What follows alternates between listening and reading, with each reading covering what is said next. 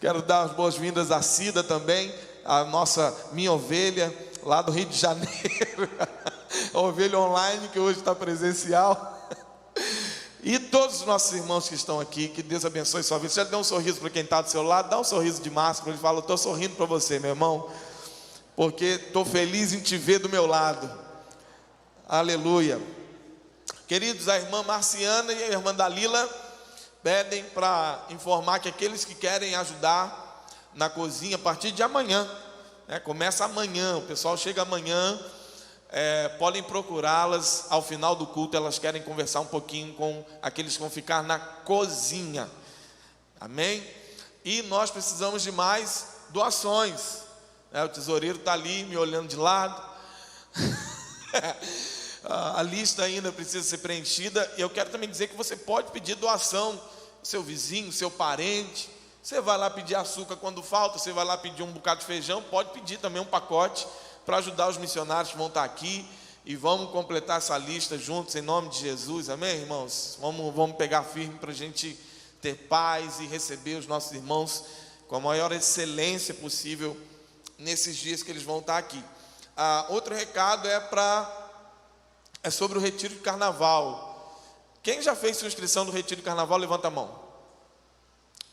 Tem um número bom, mas tem bastante gente que ainda não fez. Olha, faça a sua inscrição, procure a irmã Conceição ali ao final dos cultos, já reserve a sua vaga. São poucas vagas, como eu falei, para as suítes menores, de casal e família. Então procure logo, garanta a sua vaga, vai ser tremendo.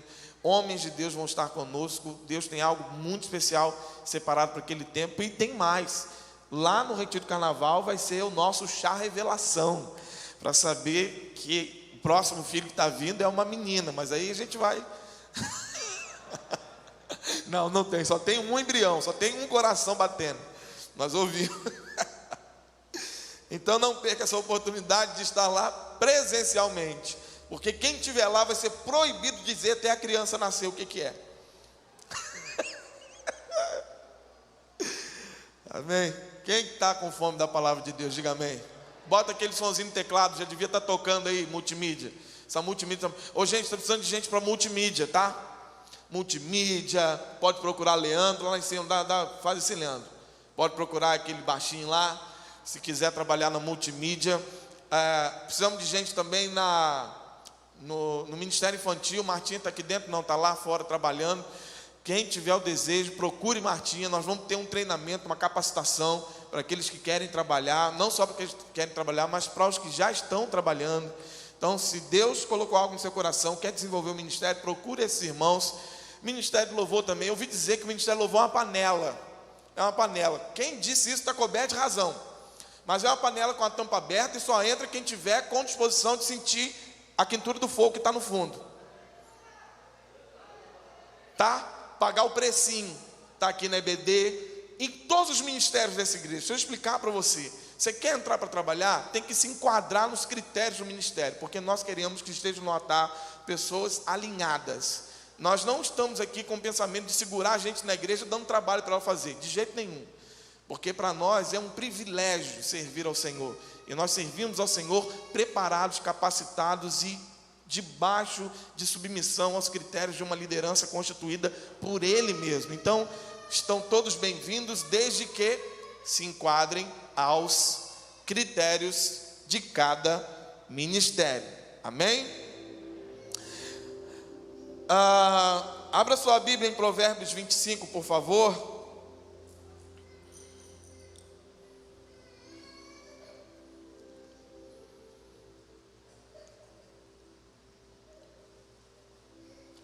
Nós hoje ouvimos que em breve nós vamos mais fundo.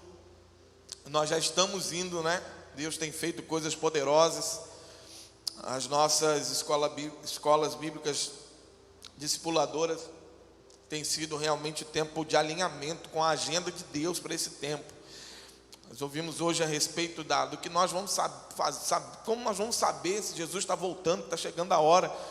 Eu vou pregar aqui em breve sobre alguns sinais a respeito da vinda de Jesus, alguns sinais na palavra que estão acontecendo hoje, que já apontam para nós que está muito próximo a vinda ou o arrebatamento da igreja, quando nós nos encontraremos com o Senhor nos ares. Mas hoje, essa manhã, eu quero falar de algumas coisas profundas.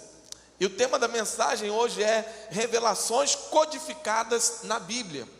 Nós vamos aprender algumas coisas de um caldo mais grosso um pouquinho, mas que vai ser poderoso para a sua vida, amém?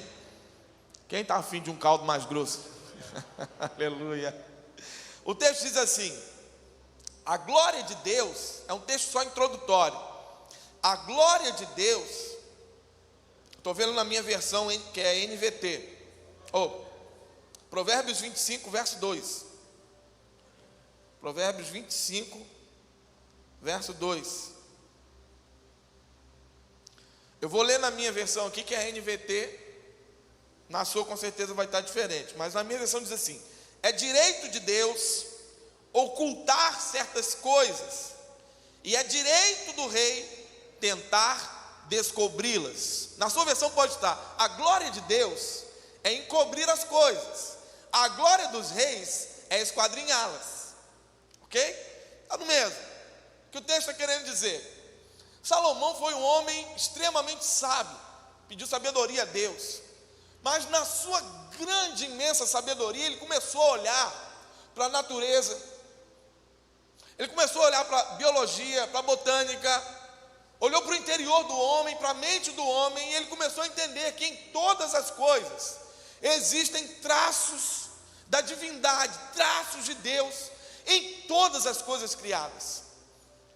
E ele disse que são coisas maravilhosas demais, para que nós possamos descobri-las. E Deus encobre certas coisas, mas ele conclui, ele segue adiante nesse verso, dizendo: a glória dos reis, ou é direito dos reis descobri-las. Quando nós vamos lá para 2 Pedro, capítulo 2, verso 9, vai dizer que nós somos a geração eleita, o sacerdócio real, povo adquirido. Então nós entendemos que no Senhor nós somos reis e sacerdotes. Amém? Fala quem está do seu lado: você é um rei, você é um sacerdote de Deus, você representa um rei. Então você está representando esse rei no reino desse mundo, apresentando esse mundo, o reino do rei. Você foi colocado nesse mundo para ser a representação do rei Jesus por onde você passar. Então diz para quem está do seu lado: é seu direito tentar descobrir o que Deus encobriu. Salmo de número 25 diz que o segredo do Senhor é para aqueles que o temem. Ele lhes revelará a sua aliança. Aleluia. Então, queridos, conhecimento é dos instrumentos mais poderosos que existem, porque o conhecimento abre portas. O conhecimento nos leva a lugares ainda mais longe. E o Senhor nos deu, além do direito que está escrito aqui, a capacidade de conhecer ainda mais.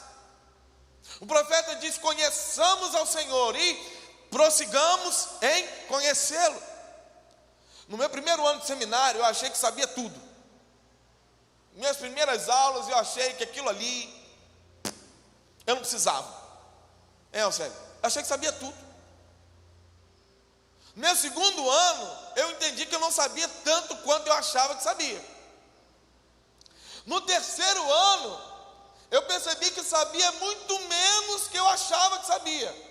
E quando eu terminei quarto ano de seminário, eu entendi que eu não sei nada. Porque quanto mais conhecimento, Eduardo, mais a gente percebe a grandeza daquele que criou todas as coisas. Mas eu quero profetizar nesse lugar, nessa manhã, um espírito espírito de revelação e de conhecimento sobre a sua mente, sobre a sua vida, para que você chegue a lugares que você nunca sonhou em chegar. O que é um código? Eu falei sobre revelações codificadas. O que é um código?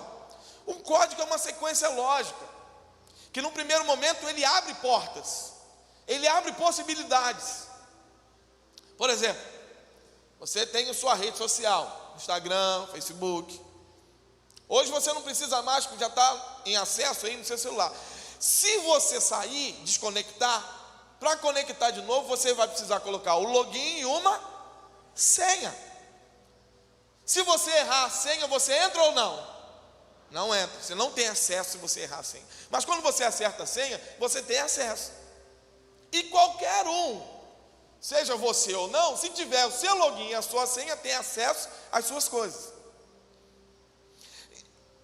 E o nosso Deus, Ele escreve a Bíblia, Ele revela a Bíblia, através de muitos homens ao longo da história. Eu não sei se você sabe, nós já dissemos isso aqui, eu já disse uma vez, na introdução da nossa EBD esse ano, se eu não me engano foi na introdução, nós ouvimos falar a respeito da palavra de Deus, do que é a palavra de Deus, quanto tempo levou para ser escrito, e foi um livro que levou pelo menos 1500 anos para ser escrito. Será que Deus já não sabia de toda a revelação? É evidente que sabia. Mas como nós ouvimos aqui hoje, Deus tem os seus propósitos, e Deus tem o seu tempo. Ao longo desses 1500 anos que a Bíblia foi escrita, Deus, conhecendo todas as coisas, Ele encaixa na história o seu propósito. E quando nós vamos começando a decifrar aquilo que Deus colocou, que parece em oculto, nós vamos percebendo a grandeza, não só do poder, da excelência, da majestade de Deus, mas do quanto o Senhor posicionou Jesus como centro de todas as coisas. Desde o Antigo Testamento, de Gênesis a Apocalipse, Deus fala de Jesus e Ele sempre aponta Jesus como aquele que tem preeminência sobre todas as coisas. Bate no peito e fala: o meu Senhor, o meu Jesus, Ele tem preeminência sobre o mundo, sobre a história e sobre a minha vida. Aleluia. Eu creio que a palavra viva do Senhor hoje vai atravessar a sua alma e vai chegar ao mais fundo do seu ser. Amém? Vejamos juntos alguns mistérios, algumas revelações colocadas em códigos na Bíblia. E nós vamos lá no Antigo Testamento, porque nós estamos lendo esse texto, lendo Gênesis, partindo para Êxodo. E assim toda a Bíblia, em nome de Jesus, será lida esse ano. Em nome de Jesus, o culto da virada vai precisar de ter um tempo mais específico e mais longo para entregar os certificados daqueles que vão concluir a Bíblia esse ano. E um deles vai ser você que está aqui. Né? Fala quem está ao seu lado, um deles vai ser você. Aleluia. Então, se vocês leram Gênesis, eu quero fazer uma pergunta para vocês. Quem foi o homem mais velho, o homem que mais viveu na face da terra, que a Bíblia aponta? Quem? Matusalém. Quantos anos ele viveu? 969 anos. Vai uma pergunta para vocês que estão tão entendidos. Por que Matusalém? Não vale nem Lucas nem Leandro responder. Por que Matusalém, sendo o mais velho, o homem que mais viveu na face da terra, morreu primeiro que seu pai?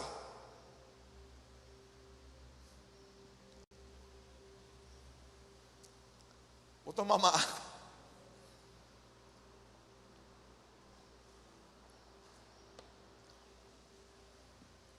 É simples. O nome do pai de Matusalém é Enoque. E Enoque não morreu, Enoque foi arrebatado.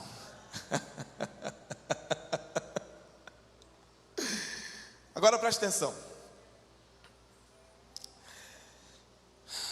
Enoque foi um homem normal, viveu uma vida normal. Aos 65 anos de idade, ele gerou Matusalém. E a partir desse tempo, está lá em Gênesis capítulo 5, a partir desse período, a Bíblia fala que Enoque andou com Deus 300 anos.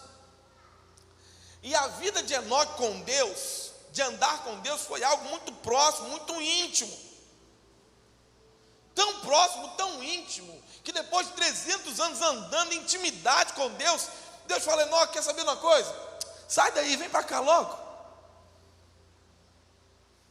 Fica aqui comigo.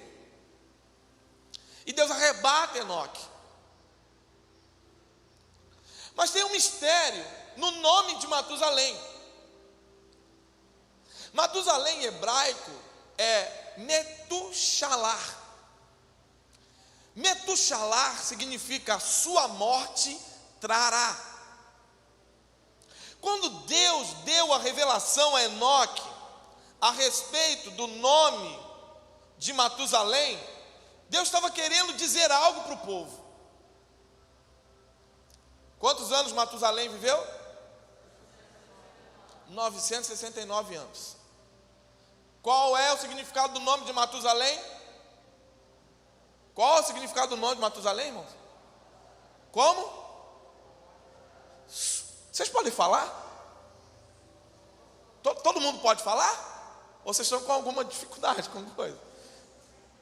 Qual o significado do nome de Matusalém? Sua morte trará. Quantos anos Matusalém viveu? Quando Matusalém morreu, veio o juízo de Deus sobre a terra. Começou o dilúvio.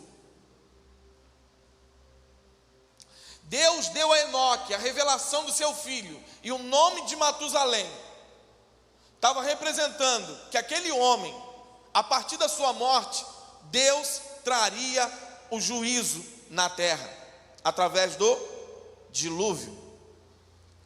Por que você quer falar sobre isso, pastor? Eu quero dizer que muitas pessoas acham que Deus é perverso, cruel, imediatista, mas através da vida de Matusalém, nós vemos que o nosso Deus é longânimo, bondoso e compassivo. 4 gerações Deus anunciou a respeito do juízo e o povo não se arrependeu. O propósito de Deus não é trazer morte. O propósito de Deus é trazer e dar a vida. Mas precisamos nos arrepender.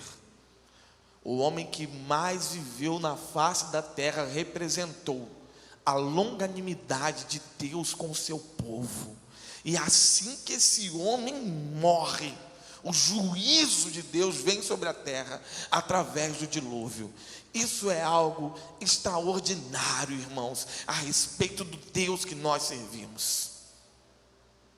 Enoque foi arrebatado, e muitos teólogos dizem que Enoque aponta para a igreja de Jesus, porque Enoque foi arrebatado, ele foi livre do juízo. Aponta para a igreja, porque antes que venha o juízo sobre a terra, a igreja de Jesus será sacada, arrebatada para junto dele. Fala para o seu irmão assim como Enoque: um dia você não vai aparecer mais. Aleluia. Um dia você não vai aparecer mais. Eu espero em nome de Jesus que nesse dia ninguém apareça aqui nesse templo, para a gente saber que nesse dia que o Senhor levou, toda essa igreja foi levada para junto dele, e nenhum dos nossos irmãos ficou para o juízo. Aleluia. Segundo código é exatamente o dilúvio de Noé. É o dilúvio que Deus trouxe na terra. Quem já leu Gênesis inteiro? Quem já passou do capítulo 5 de Gênesis? Levanta a mão. Capítulo 5 de Gênesis é uma parte de genealogia. E tem muita gente que nessa parte de genealogia vira página, ou passa o dedo. Chato, fica lendo. Mas em genealogia, Deus também escondeu muitas coisas, muitas revelações através da genealogia. Quando você vai conhecendo o significado dos nomes, você vai percebendo que Deus estava dizendo também alguma coisa através da genealogia. Fala com seu irmão, Deus fala de todo jeito, até através dos nomes. Vamos colocar um quadro aqui para mim, por favor? Primeiro slide. Olha só. Ali está a genealogia de Adão até Noé. Vamos dizer o significado? Eu falo o nome da pessoa, vocês repetem, vocês dizem o significado, ok? Está dando para todo mundo ler aí? Está difícil. Vamos lá. Adão significa 7. Enos, Quenã, Maalalel, Jared, Enoque, Matusalém, Lameque, Noé. Isso quer dizer, o nome Quenã significa tristeza ou mortandade, fraqueza, perdão, ou mortandade, frágil ou fácil de morrer, mortandade. Se nós juntarmos esses nomes, Rafael e Maíra, Ronaldo, pode amarrar meu cadastro? Vou te dar esse privilégio. Nunca na sua vida, na sua história, você teve a honra. Também não precisa arrebentar meu pé apertando. Obrigado. Se nós juntarmos o significado desses nomes, vai dar uma frase. E aí vem a revelação. Você quer ler a frase ou não? Põe a frase para a gente, vamos ler todo mundo junto. Vamos lá? Ao homem.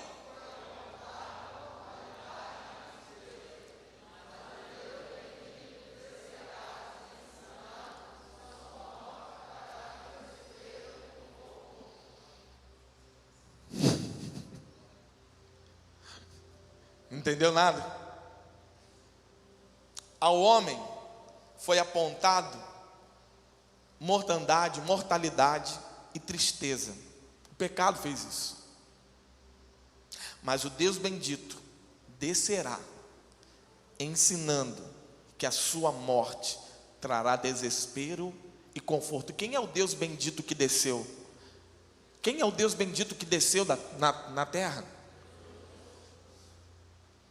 E a sua morte trará desespero para quem? Para os incrédulos. Mas para aqueles que creem, a sua morte trará conforto. Aleluia. É a palavra de Deus. Deus está falando através da genealogia que Jesus morreu no seu lugar para te trazer conforto.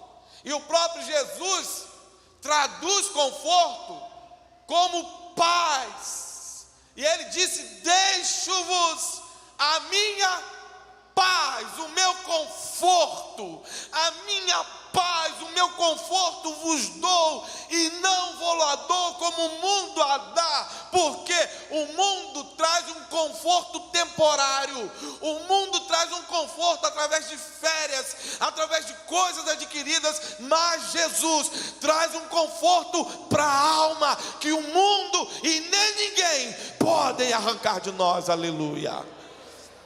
É a palavra de Deus. Por isso o nome Noá significa conforto. Agora pasmem.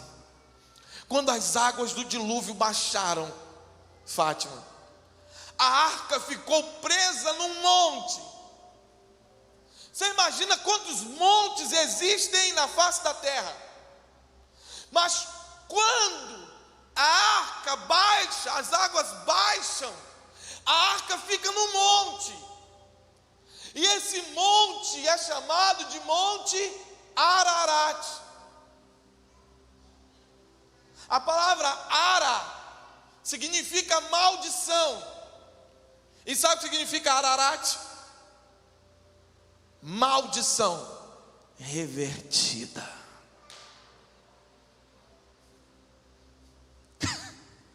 A arca que representa a igreja, o próprio Jesus, que salvou Noé do juízo, da morte, da desgraça, que deu conforto, ela para num monte que se chama maldição revertida. Quando a arca para e Noé e sua família descem da arca, sabe o que vai acontecer? Eles vão viver uma nova vida, assim como aqueles que estão em Jesus. A maldição foi revertida, a morte foi transformada em vida, e agora eu e você, nele, somos uma nova criatura e vivemos uma nova vida. As coisas velhas já passaram, eis que tudo se fez novo. A maldição foi revertida. Aleluia. A palavra de Deus que aponta para Jesus, aponta para a salvação em Jesus. Amém? Fala com seu irmão, não fique com medo. Você foi livre de toda maldição em Jesus. Aleluia. Terceiro código, terceiro mistério revelado, é exatamente o fim do dilúvio.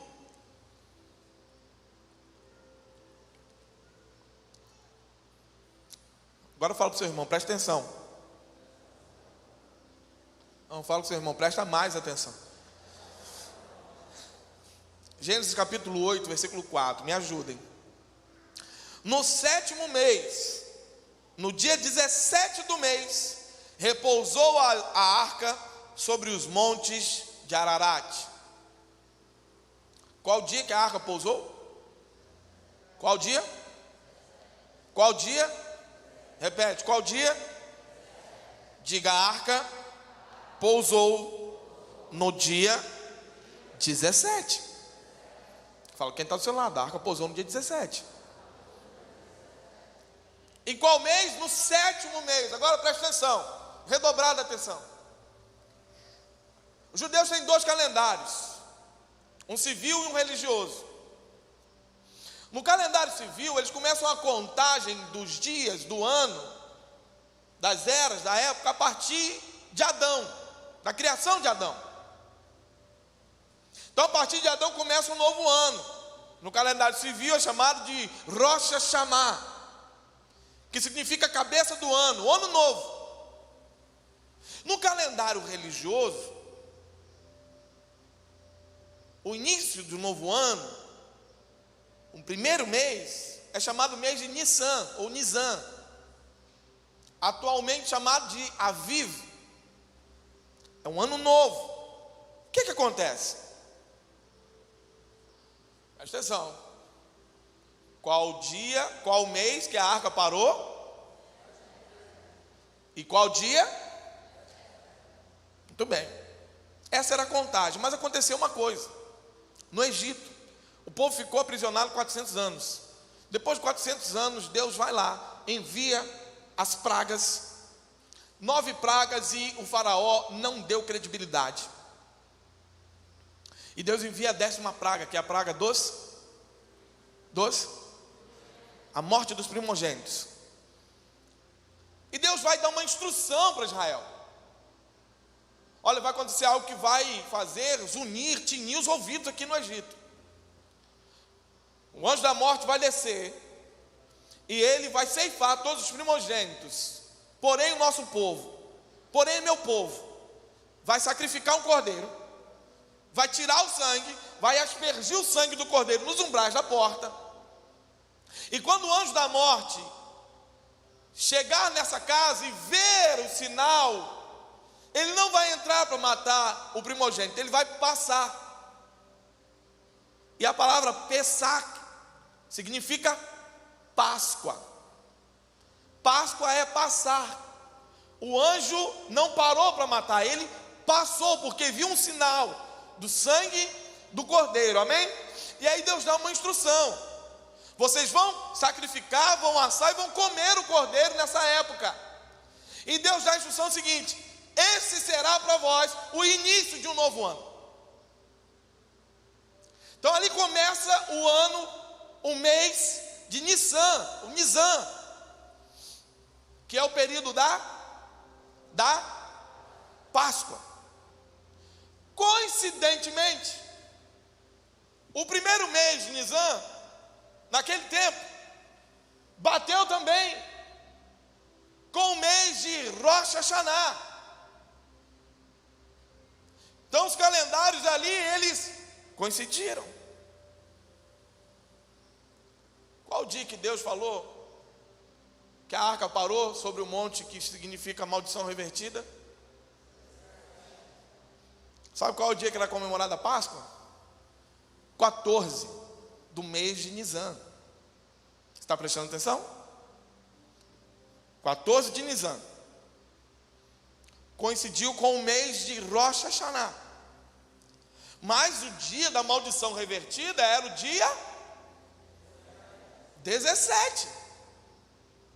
Eu pergunto a você: Jesus morreu e ficou morto por quantos dias? Quanto que dá 14 mais 3? 2.400 anos antes do cordeiro ser imolado, Deus estava fazendo o povo celebrar a maldição que era revertida pelo envio do seu unigênito cordeiro, que tira o pecado e a maldição do mundo.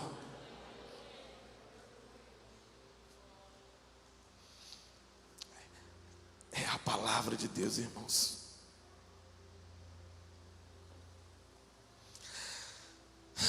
Foi um aniversário antecipado, 2.400 anos antes de Jesus sair da sepultura.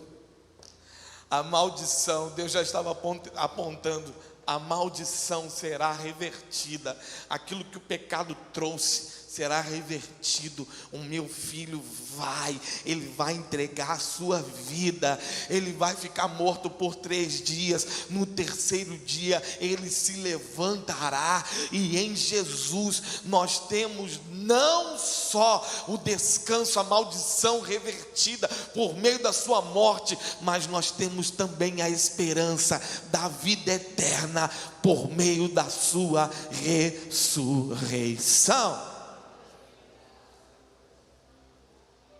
Eu não sei você, mas eu me empolgo muito com a palavra. Foi essa morte que garantiu a redenção dos nossos pecados, e a ressurreição nos garantiu a vitória sobre a morte. Fala quem está do seu lado: a morte de Jesus te redimiu, a ressurreição de Jesus te fez vitorioso sobre a morte. Aleluia. Quarto mistério é exatamente o acampamento de Israel. Quando Israel estava no deserto, irmão, às vezes a gente lê essa história em Êxodo e pensa assim: nossa, Moisés não consegue controlar esse povo. A gente acha que era um grupinho, né? Era um grupinho que estava atrás da nuvem. Irmão, dava aproximadamente de 5 a 6 milhões de pessoas. Era muita gente andando pelo deserto a ermo. Parecia que era ermo, né? A nuvem que Deus mandou não era essa nuvenzinha que a gente compara a um cachorrinho, a um coelhinho, a uma coisinha. Era uma baita de uma nuvem para cobrir milhões de seres humanos. E eles estavam lá no deserto, e aí Deus institui uma coisa, algo para Moisés construir, um local onde Deus deveria ser adorado, onde Deus estaria ali acampado junto com o povo. E o nome desse local é, muito bem, o tabernáculo. Deus vai e instrui, doutora, exatamente como deveria ser construído o tabernáculo. Calma aí. Isso aí é do mês que passou, eu coloquei lá isso. Pode deixar essa tabelinha do mês aí. Quem estiver anotando pode anotar. Isso. E Deus vai dar as medidas, o que seria usado, tudo para o tabernáculo. E Deus também institui uma coisa: olha, você vai posicionar as tribos dessa forma. E foi posicionando as tribos. Moisés foi fazendo exatamente o que Deus mandava. Na posição das tribos, o tabernáculo teria que estar no centro, e as tribos teriam que ser distribuídas em um formato específico que Deus deu. Então Deus chama Moisés e fala: sobe aqui no Sinai, eu quero falar com você, eu quero mostrar a você. Olha, quando Moisés subiu no Sinai e olhou para baixo, olha o formato que ele viu. Pode subir.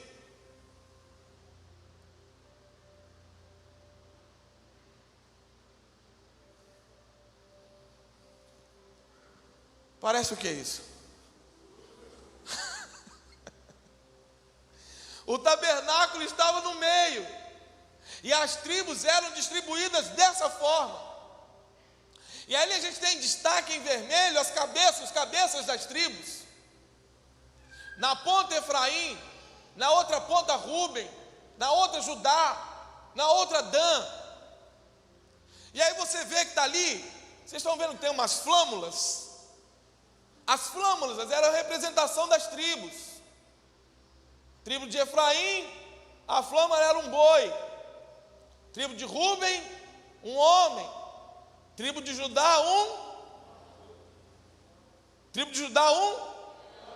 leão da tribo de, está ali. E a tribo de Dan era uma águia.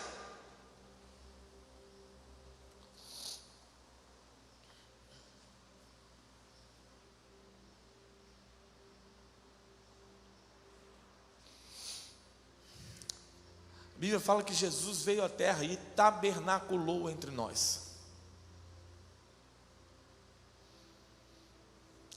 E aí a Bíblia vai falar, João no Apocalipse, ele diz que vê 4 seres viventes. Um é semelhante a um homem, o outro é semelhante a um boi, o outro é semelhante a uma águia, e outro é semelhante a um leão. O que você tem a ver? Esses animais representam as 4 facetas de Jesus, que são descritas nos 4 evangelhos de Jesus. Em Mateus, que escreveu para os judeus,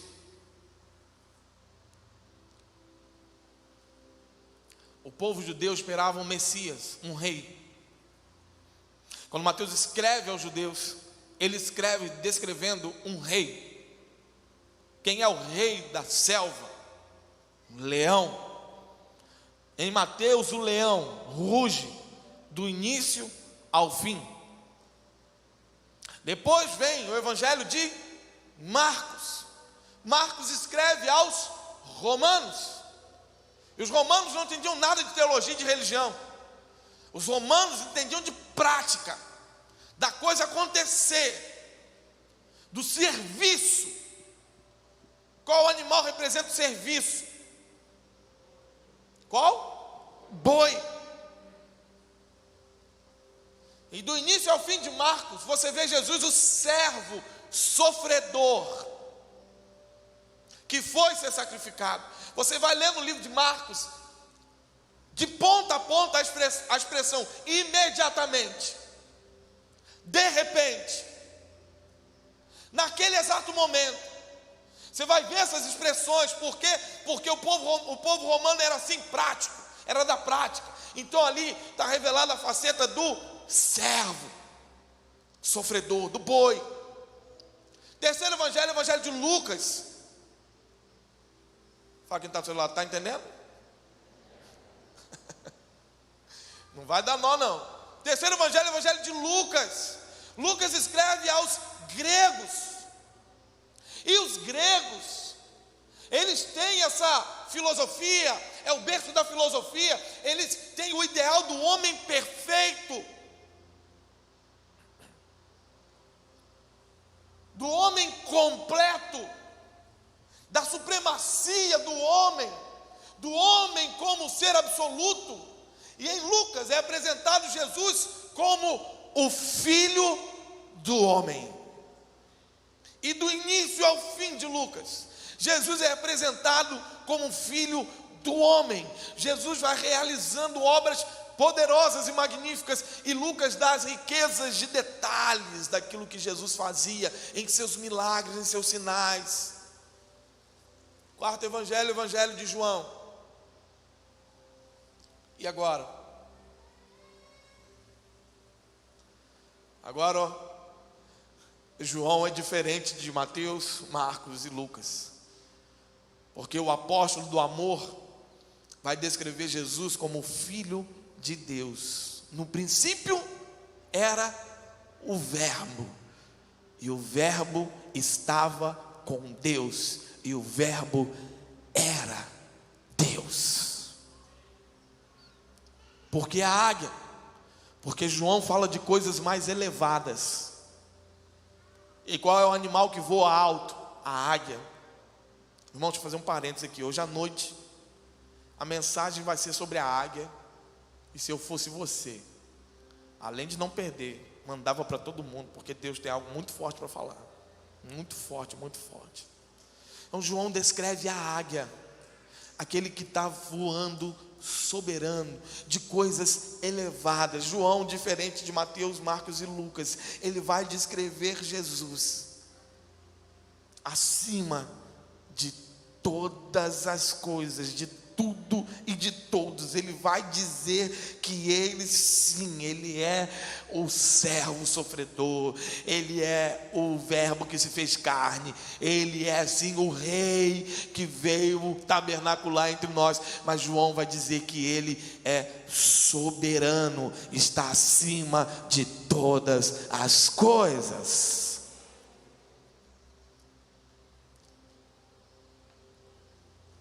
Tudo aponta para Jesus. Pastor, por que você trouxe essa mensagem hoje? Então, eu acabei já. Por que você trouxe essas coisas para nós hoje? Porque eu sei que às vezes muitos de nós, muitos de vocês, muitos de nós, muitos de vocês que estão em casa, com a circunstância da vida, trabalho,